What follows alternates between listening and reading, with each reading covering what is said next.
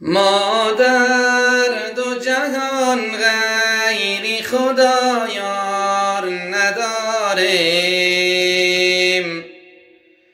جز یادی خدا هیچ دیگر کار نداریم. ما در دو جهان غیری خدا یار نداریم، جز یادی خدا هیچ دیگر کار نداریم. درویش و فقیریم در این گوشه دنیا، با نیک و بدی خلق جهان کار نداریم. گر یاری وفادار نداریم عجب نیست، ما یار بجز حضرت جبار نداریم. ما یار بجز حضرت جبار نداریم. با جامعی صد پاره و با خرقه‌ای پشمین، بر خاک نشینیم و از این عار نداریم. ما مستی صبوحیم زی میخانه توحید، حاجت به می و باده خمار نداریم. ما شاخی درختیم پر از میوه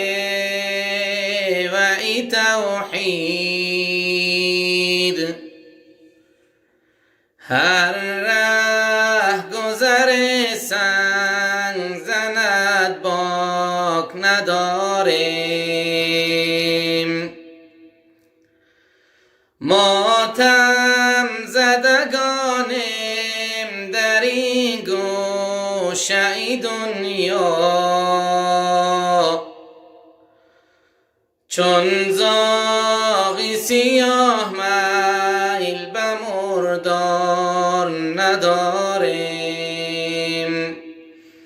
چون زاغی سیاه میل به مردار نداریم. ما صاف دیلانیم و به کس کینه نداریم، گر شهر پر از فتنه شود ما همه یاریم. گر شهر پر از فتنه شود ما همه یاریم. بینگر تو دلی خسته ای شمس الحق تبریز، ما جز هوسی دیده ای دلدار نداریم. ما جز هوسی دیده ای دیدار نداریم.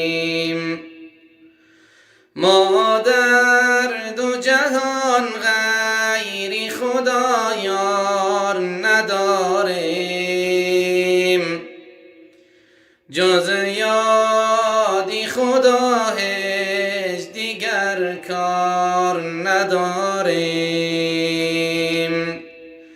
جز یادی خدا خداش دیگر کار نداریم. درویش و فقیریم در این گوشه دنیا، با نیک و بدی خلق جهان کار نداریم. با نیک و بدی خلق جهان کار نداریم.